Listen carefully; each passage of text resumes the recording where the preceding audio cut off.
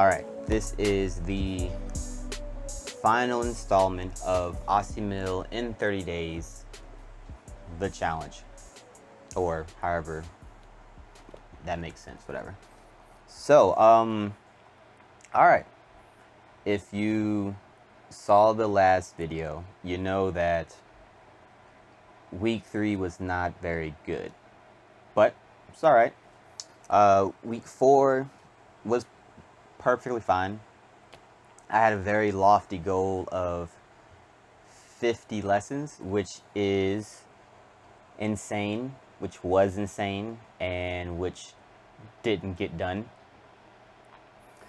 And, you know, the reason isn't necessarily because it couldn't be done.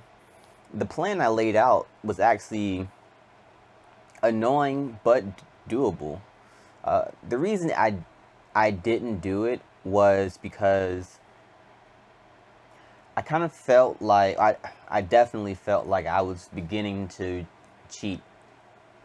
I mean, really, I was just kind of cheating the process. I felt like I was cheating Assimil, and thereby whatever real conclusion I came to would be cheating you, the viewer, because, you know, as a way to get through as many lessons as possible, I kind of told myself I would, you know, focus on the main content, meaning I cut out all second wave, yeah, I believe it's called second wave. I cut out all second wave passes. I cut out all of the, what did I do?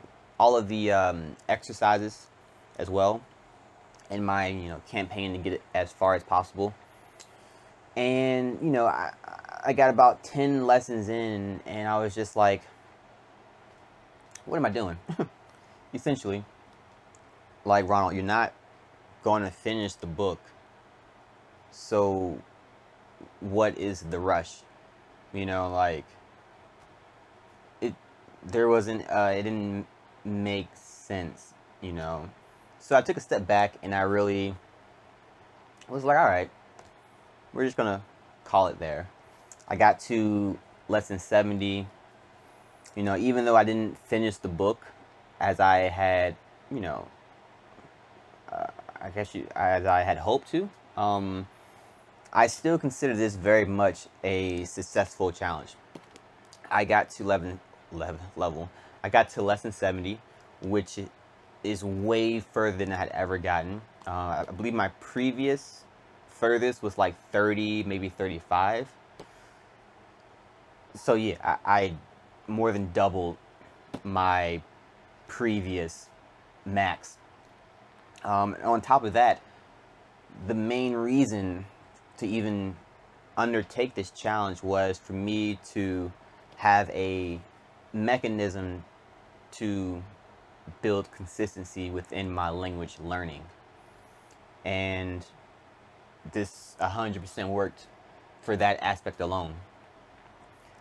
You know, I mean, I definitely stumbled. I mean, there was that week 3, obviously. There was a few days here and there where I would do maybe like one lesson or no lesson, but I was always doing something else within French, whether it be my Anki deck, whether it be some other like exterior reading, still tons of listening to music. I wasn't doing any, what do you call, like, language exchanging, which is the topic of my next 30-day challenge. But, you know, I was engaged with the content. And that alone is what I needed to accomplish with this challenge. So, you know, some thoughts on those who may be looking to do this themselves. Here's some words of wisdom. You know, some tips to make sure you pass this. Not, I don't want to say pass. The tips to give you that will help your efforts in completing all of the lessons within 30 days. All right. Tip number 1 is front load if you can, and if you can't, by all means, you must stay consistent. 4 lessons a day, and you'll get done early. And when I say front load, I mean in the earlier chapters, by all standards, they're going to be easier. So let's say if you get to your meal, but either way, there is a ton in this book to consume. A ton of information in here, a ton of guidance you can take from this book in your quest to learn a language. And you know, once you get to these other chapters, you know, keeping it consistent with 4, you should be okay regardless. But you know, even kind of hedging the bet towards you, because you never know, you might have a day off. Front loading will give you relief towards the end when you have to start doing these second phases. You know, when on weekends when you might not want to do every lesson, these moments you'll really thank yourself. In addition to front loading when you can and staying consistent with at least 4 lessons, I would say definitely take notes, whether it be externally on a notepad or just within the lines. You'll benefit a lot from that. And I say that because once you get done your 4 for the day, you go back through those and look where you highlighted, and if there's any word you didn't really know, or if there was a phrase or maybe an explanation, that's when you take the time to consult Google University or YouTube University and really solidify your knowledge of the content that was delivered that day. Because you're going at such a fast pace, when you inevitably hit that content again later on in the book, you want to make sure you're not stumbling over it, you know. And really with those three or 4 tips, you're golden. You will 100% get through this. Consistency is key. You know, if it seems like things are becoming futile, by all means, continue pushing. Don't try and make up time. You just get burnt out that way. Continue consistently and just see how far you can get. You know, at the end of the 30 days, if you're only on lesson 50 or you're only on lesson 60 or 70, that's fine. Consider that a win. And then just, you know, continue whatever route past that you wish to have. And